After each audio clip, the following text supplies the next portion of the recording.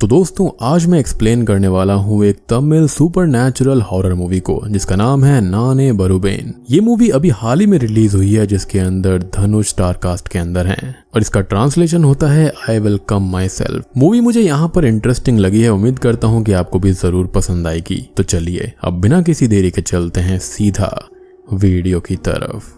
Movie की शुरुआत में हम ट्विन ब्रदर्स प्रभु और कातिर को देखते हैं और उन दोनों की मदर उन पर गुस्सा कर रही थी। असल में प्रभु एक सीधा साधा अच्छा बच्चा होता है, लेकिन कातिर उससे बिल्कुल ही उल्टा एक बदतमीज, गुस्सैल और बुरा लड़का है। वो आए दिन आस पड़ोस वाले बच्चों से झगड़ा करके उनको पीटता रहता है और उससे उसके फादर बहुत परेशान रहते हैं। अब अपने बेटे से तो वो परेशान थे ही, लेकिन साथ ही साथ उनको पैसों की भी काफी दिक्कत थी और पैसे की तंगी को दूर करने के लिए उनके पास एक बहुत ही इंटरेस्टिंग तरीका हो सकता था। अब जब पैसे ही कमाने थे तो उसको एक लाजवाब वेबसाइट www.lotus365.com के बारे में पता होना चाहिए था, जहां से वो अपनी क्रिकेट नॉलेज का यूज करके अच्छा इनाम जीत सकता था। इनफैक्ट आप भी यहाँ पर काफी जीत सकते हो। तो आपको यहाँ पर बताना होता है कि क्रिकेट मैच कौन अच्छा खेलेगा और 200 से भी ज्यादा बहुत सारे गेम्स यहाँ खेल सकते हो, मतलब गोवा का मजा इनकी साइट पे। अब इसमें से जो मैं खेलता हूँ वो है क्रिकेट। बस अपने नॉलेज से मुझे बताना होता है कि कौन सी टीम अच्छा खेलेगी। लोटस 365 एक ट्रस्टेड और सेफ वेबसाइट है जिनके ब्रांड एम्बेसडर है नवाजुद्दीन सिद्दीकी, उर्वशी रौतेला,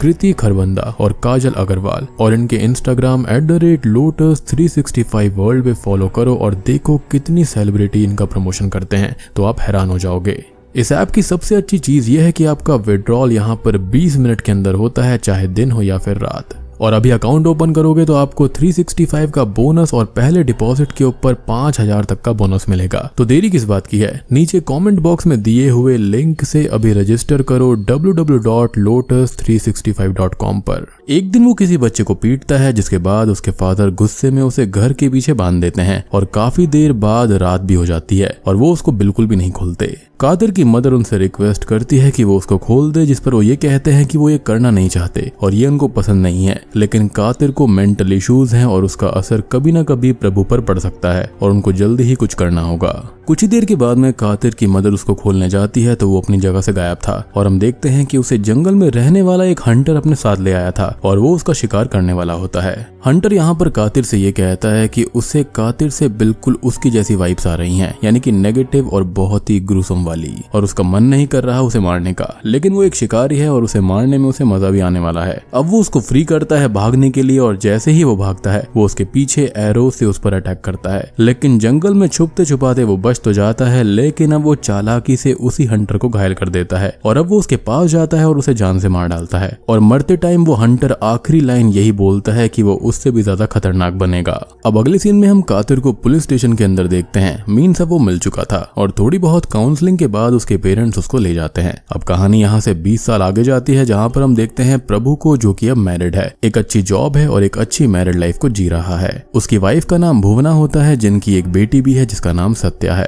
अब देखते ही देखते यहाँ से भी 12 साल और बीत जाते हैं और अब सत्या 12 साल की हो चुकी है। अब एक दिन वो लोग वेकेशन मनाने के लिए शिमला जाते हैं और वहाँ पर एक रिवर के पास सत्या और भुवना टाइम स्पेंड कर रही थी, लेकिन तभी अचानक से ही सत्या की तबीयत बिगड़ जाती है और वो ये बोलती है कि यहाँ कुछ बहुत गलत है, जिससे कि भुवना बहुत डर जाती है और परेशान हो जाती है और अपनी बेटी को संभालने लगती है। अब अगले सीन में वो लोग वापस शहर आ जाते हैं, लेकिन सत्या की तबीयत खराब हो जाती है, लेकिन वो लोग इसको लाइटली लेते हैं। अब रात को उसके सोने के बाद में भुवना प्रभु से ये बोलती है कि उनको दूसरा बच्चा प्लान करना चाहिए, जिसको सुनकर वो परेशान हो जाता है और उसके बचपन की यादें उसके दिमाग में घूम जाती हैं, जो कि बिल्कुल भी अच्छी नहीं थी। वो क्लियरली बोलता है कि वो लोग दूसरा बच्चा नहीं करेंगे और एक सत्या ही उनके लिए काफी है। खैर वो सो जाते हैं और रात के करीब 2:30 बजे प्रभु की नींद खुलती है तो वो उनके रूम में सत्या को देखकर परेशान हो जाता है और वो ये बोलती है कि आज वो यहीं पर सोना चाहती है, जिस पर वो हाँ कर देता है और भुवना उसके रूम में जाकर सोती है। अब अगले दिन प्रभु सत्या को स्कूल ले जाने लगता है, लेकिन तभी भुवना उसको ये बोलती है कि सत्या के रूम के अंदर उसने कुछ बहुत ही स्ट्रेंज फील किया है, जैसे कि रात में कोई उसको खींच रहा हो या फिर उसको पुश कर रहा हो, और वो अपने हाथ पैर भी नहीं हिला पा रही थी, जिससे वो बहुत ही परेशान है। लेकिन प्रभु ये बोलता है कि ये उसका वहम होगा और ये बातें वो सत्या के सामने ना करे। वो इस बात को थोड़ा सीरियस तो लेता है और सत्या से पूछता है कि उसके रूम में उसे कोई दिक्कत तो नहीं, जिस पर वो कुछ भी नहीं बोलती। और इधर भुवना को हम देख सकते हैं, जिसको बार बार कुछ प्रेजेंस उसके रूम में फील हो रही थी। अब रात को प्रभु भुवना की बात से परेशान था और वो सत्या को चेक करने जाता है और वो सुनता है कि वो किसी से बात कर रही है और वो ये बोल रही थी कि उसने ये बातें अभी नहीं बताई और वो बाद में बता देगी। जाएगी और उसे वो परेशान न करे। इससे परेशान होकर प्रभु डोर ओपन करके उससे पूछता है कि वो किससे बात कर रही थी, जिस पर वो कहती है कि वो अपने डॉल के साथ खेल रही है और प्रभु उसे सोने का बोल के वहां से चला जाता है। अब प्रभु इस बात से काफी परेशान रहने लगा था और वो अपने फ्रेंड से भी इसके बारे में डिस्कस करता है। खैर अगले दिन वो सत्या के रूम में एक बेबी मॉनिटर लगा देता है और रात में सत्या की आवाज आती है मॉनिटर के रिसीवर पर, जहां पर वो वही बातें बोल रही थी कि मैं अभी नहीं बता सकती, और वो काफी परेशान थी। और वो जिससे भी बात कर रही थी उसे उस मॉनिटर के बारे में भी पता चल गया था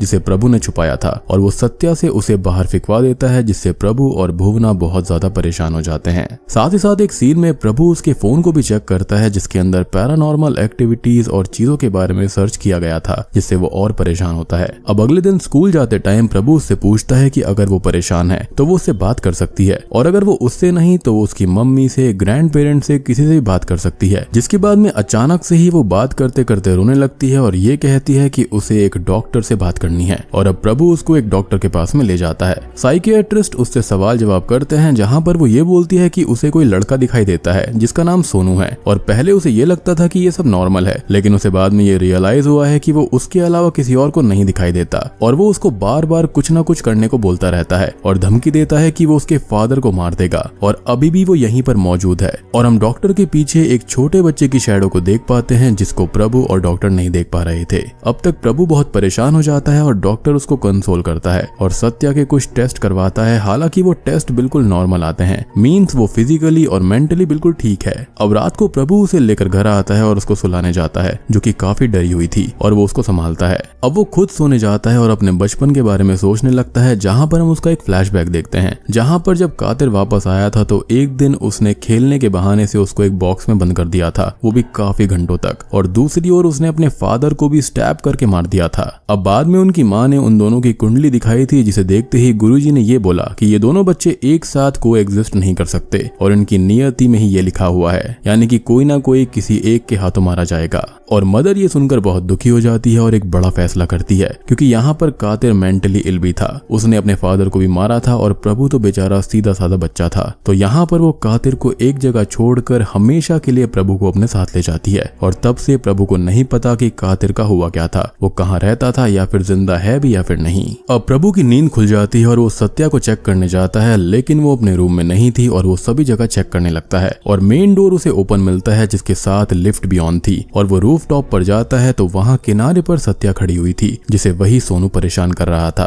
और प्रभु समहाउ उसे किनारे से खींच लेता है। अब वो बोलती है कि सोनू उसे प्रभु को मारने की धमकी देता है और वो प्रभु को कुछ बताना चाहता है, और अब वो एक नाम लेती है जिससे प्रभु परेशान हो जाता है, क्योंकि ये नाम था कातिर का। और अब सोनू भी वहां से चला गया था, यानी कि उसकी स्पिरिट वहां से गायब हो जाती है। अब अगले सीन में प्रभु पैरानॉर्मल एक्सपर्ट्स की एक टीम को बुलाता है, क्योंकि उसे जानना था कि सोनू की स्पिरिट चाहती क्या है, और वो टीम वाले घर में अपना सेटअप लगाते हैं और सत्या की पुरानी रिकॉर्डिंग्स को सुनते हैं, जिसके साथ ही वो उसे डिकोड करते हैं। और अब पहली बार प्रभु सोनू की आवाज सुनता है, जो कि सत्या से हमेशा कुछ ना कुछ करने को बोलता था, प्रभु को उसके बारे में बताने को कहता था, मीन्स वो इमेजिनरी नहीं है बल्कि रियलिटी में एक स्पिरिट है, ये कंफर्म हो जाता है, यानी कि यहाँ पर सत्या पागल नहीं थी। अब थोड़ी देर के बाद में प्रभु और भुवना सो जाते हैं और एक्सपर्ट्स अपना काम कर रहे थे। तभी वो ये देखते हैं कि सत्या अपने रूम से गायब हो गई है, और वो रिकॉर्डिंग चेक करते हैं जिसके अंदर वो उसी स्पिरिट से बात कर रही थी और कैमरा में देखकर हेल्प मांग रही थी, और वो पूरी बात सुन पाते उससे पहले ही लाइट चली जाती हैं। अब सभी लोग उसे ढूंढने लगते हैं और उसके रूम से कुछ आवाजें आती हैं, और अब वहां पर वो चेक करते हैं तो कुछ फुटप्रिंट्स बाहर की ओर जा रहे थे, और वो सोनू के ही थे, क्योंकि वो दीवार पर भी चल रहा था। और अब वो वापस सत्या के पास आता है और अब वो पूरी तरह से पजेस्ड हो जाती है, और पजेस्ड हुई सत्या मराठी में बात करने लगती है। डोर अपने आप ही लॉक्ड हो जाता है और सभी लोग प्रभु के साथ मिलकर उसे ओपन करने की कोशिश करते हैं, लेकिन वो अपनी मर्जी से ही अनलॉक होता है, ना कि उनके जोर जबरदस्ती करने से। और अब प्रभु के सामने होती है पजेस्ड हुई सत्या, या फिर ये कहें कि उसके अंदर का सोनू, और वो ये बोलता है कि उसे प्रभु का ही इंतजार था, और अगर उसे अपनी बेटी सत्या को बचाना है तो उसे सोनू का एक काम करना होगा, किसी को खत्म करना होगा। और प्रभु परेशान होकर पूछता है कि किसको, जिस पर वो हंसते हुए ये बोलता है कि उसके ही भाई कातिर को उसे खत्म करना होगा। अब अगले सीन में डॉक्टर सत्या से मिलने आते हैं और वो उसे चेक करने के बाद प्रभु से ये बोलते हैं कि वो एक साइकियाट्रिस्ट होने के साथ साथ एक स्पिरिचुअल हीलर भी है, और सत्या पोजेशन में ही है, और वो ये जान चुके हैं। और पोजेशन 3 स्टेजेस में होता है। पहले तो स्पिरिट आसपास रहती है और फिर एंटर करती है, अपनी पावर से चीजें करवाती है, और लास्ट में वो उस पर्सन की पूरी एनर्जी को सोख लेती है, और इस चीज से उसकी जान भी जा सकती है। और सत्या को अब भूख नहीं लगेगी और उसे ठीक करने के बहुत तरीके हैं। गुरुजी के पास ले जा सकते हैं, एग्जॉर्सिज्म करवा सकते हैं, लेकिन सबसे अच्छा और सेफ तरीका है कि हम पता लगाएं कि वो स्पिरिट आखिर चाहती क्या है और वो काम कर दें जिससे वो खुद सत्या को छोड़कर चली जाएगी। एंड एक चीज मैं आपको क्लियर कर दूं कि यहाँ पर ये कोई डीमन वगैरह का चक्कर नहीं है, यहाँ पर ये एक नॉर्मल स्पिरिट है जिसके मन के अंदर कुछ इच्छाएं दबी हुई हैं। खैर अब अगले सीन में प्रभु सत्या के रूम में उसे देखने जाता है as वो उसके लिए अब बहुत ही ज्यादा परेशान था और उसे सत्या के फोन पर एक रिमाइंडर मिलता है किसी वीडियो को चेक करने का और वो उस वीडियो को चेक करता है जिसके अंदर सत्या ने सोनू के बारे में बताया था, उसकी पूरी सच्चाई और कहानी रिकॉर्ड करी थी कि वो यहाँ पर क्यों आया है और क्या चाहता है। और अब प्रभु वो वीडियो देखने लगता है और हम सोनू की कहानी देख पाते हैं। तो असल में यहाँ पर सोनू कोई और नहीं बल्कि कातिर का ही बेटा है। जी हाँ, जिसका एक ट्विन ब्रदर मनु भी है और उनकी मदर है माधुरी जो कि असल में म्यूट है यानी बोल नहीं सकती और चारों शिमला के ही एक रिमोट एरिया में रहा करते थे। और अब आपको समझ में आया होगा कि क्यों यहाँ पर सत्या वहाँ पर जाने के बाद ही पजेस हो गई थी। खैर कातिर अपनी वाइफ और बच्चों से बहुत प्यार करता है और वो लोग भी उसको बहुत चाहते हैं और उनकी लाइफ काफी ज्यादा हंसी खुशी चल रही थी। अब एक दिन कातिर सोनू और मनु के साथ कहीं पर जा रहा होता है कि तभी एक ग्रुप उनको परेशान करता है और कातिर बच्चों को लेकर वहां से वापस आ जाता है, जिससे बच्चे ये बोलते हैं कि उसे एटलीस्ट थोड़ा सा तो जवाब देना चाहिए था। वो लोग उनसे बदतमीजी और उनको परेशान कर रहे थे, लेकिन यहाँ पर वो इतने सीधे क्यों हैं? लेकिन वो कुछ भी नहीं बोलता। लेकिन हम सब जानते हैं कि यहाँ पर कातिर कितना सीधा है। अब एक रात वो शिकार पर जाने लगता है हमेशा की तरह और सोनू उसके साथ जाने की जिद करता है, लेकिन वो उसको ले जाने से मना करता है। लेकिन वो चुपके से जीप के अंदर बैठ जाता है और जंगल चला जाता है जहाँ पर कातिर का शिकार देखने वो आया था। और यहाँ पर वो जो देखता है उसे देखकर उसकी अंदर से रूह कांप जाती है, क्योंकि कातिर ने उन ग्रुप के 3 लड़कों को पकड़ के रखा हुआ था और वो शिकार के नाम पर उन्हें दौड़ाकर भगाकर जान से मार देता है। और ये चीज तो होनी ही थी क्योंकि हम उसकी रियल पर्सनालिटी से पहले से ही वाकिफ हैं। खैर वो वापस घर जाने लगता है और उसे जीप में छुपा हुआ सोनू भी मिल जाता है जो कि उसे बहुत ज्यादा डरा हुआ था और वो उसको संभालता है और ये बोलता है कि ये बात माधुरी या फिर किसी और को बताई तो उसे उन तीनों यानी कि माधुरी और दोनों बच्चों को ऐसे ही मार देगा, जिससे कि सोनू बहुत डर जाता है। अब कुछ दिन बीतते हैं और वो हमेशा सोनू को शांत रहने के लिए डराता रहता है, लेकिन एक दिन उसे रियलाइज हो जाता है कि माधुरी उससे डर रही है, जिस पर वो समझ जाता है कि सोनू ने सारी बातें बता दी है। और अब वो उन लोगों से ये बोलता है कि वो लोग उससे ना डरे, वो उन लोगों से बहुत प्यार करता है और वो बचपन से अकेला था, दर्द में था, बुरा था और जब से माधुरी उसकी लाइफ में आई है वो बदल चुका है और अच्छा बन गया है। लेकिन क्या है ना, उसके अंदर एक शैतान है जिसे वो लोग ना ही जगाएं तो अच्छा होगा, जिस पर माधुरी रिक्वेस्ट करती है कि वो उन तीनों को जाने दे और वो किसी को कुछ भी नहीं बताएंगे। लेकिन वो उन्हें अपने से दूर नहीं कर सकता था तो वो उनको बांध कर रखने लगता है। और इसी के साथ साथ हम उसकी लाइफ का एक पूरा फ्लैशबैक देखते हैं जहाँ पर उसकी मदर ने उसे छोड़ा था तो वो यहाँ वहाँ पर भटकता रहा। बुरे लोगों से उसका सामना हुआ जिन्होंने उसे मारना भी चाहा, लेकिन वो उन्हें ही मारकर बच गया, उनसे भागा और जैसे तैसे उसने जिंदगी बिताई, जिसके बाद वो ऑर्फनेज में रहा और आज यहाँ पर है।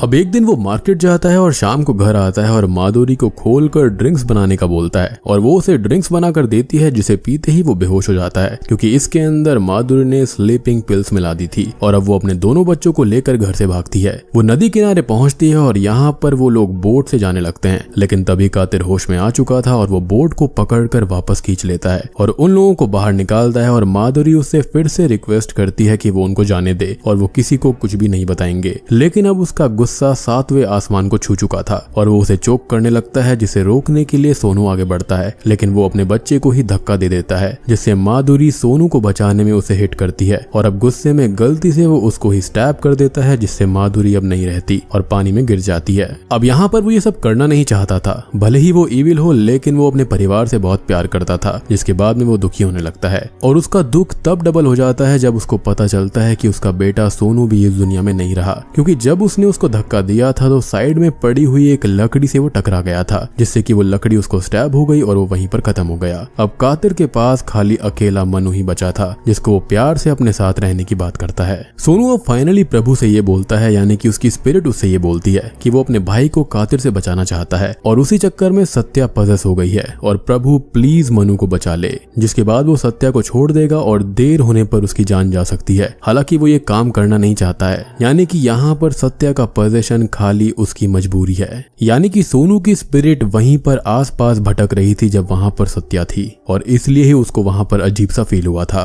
अब सोनू ये कहता है कि वो उसका ये काम कर दे और अपनी बेटी को बचा ले। अब प्रभु डॉक्टर और अपने दोस्त के साथ शिमला आता है और अब धीरे धीरे सत्या की हालत बिगड़ रही थी, वो काफी कमजोर हो रही थी और समय निकलता जा रहा था, क्योंकि कभी भी उसकी जान जा सकती थी। वो खाना पीना छोड़ चुकी थी और सोनू से रिक्वेस्ट करके प्रभु उसे खाना खिलाने की कोशिश करता रहता है। अब इधर मनु को ट्विन इंस्टिंक्ट से ये लगने लगता है जैसे सोनू उसके आसपास है और कातिर उससे इसके बारे में पूछता है और बोलता है कि वो खुद एक ट्विन है और इस ट्विन इंस्टिंक्ट के अंदर ऐसा होता है, उसको एहसास होता है कि दूसरा ट्विन उसके आसपास है, वो कैसा है या फिर क्या कर रहा है, और उसे भी सालों के बाद अपना ट्विन ब्रदर महसूस हो रहा था। अब अगले दिन पजेस्ड हुई सत्या के साथ प्रभु और उसका दोस्त मनु के स्कूल जाते हैं उसको लेने के लिए, और प्रभु का दोस्त उसको सारी बातें बताता है कि सोनू की स्पिरिट लौट आई है और उसने उस लड़की को पजेस किया है, यानी कि सत्या को, और इससे डर कर मनु वहां से भागता है, जिसका पीछा पजेस्ड हुई सत्या करती है और अब वो उसे बात करती है उनकी सीक्रेट साइन लैंग्वेज में, जो कि मनु और सोनू ही जानते थे, और वो इस चीज को प्रूव कर देती है कि सोनू की स्पिरिट उसके अंदर है और वो अभी के लिए घर चला जाता है। लेकिन तभी वो वहां पर बेहोश हो जाती है क्योंकि उसकी हालत अब बहुत डाउन हो गई थी और अब प्रभु उसे ऐसे नहीं देख सकता था और वो फैसला करता है कि वो कातिर को खत्म करके अपने बेटे को बचा लेगा,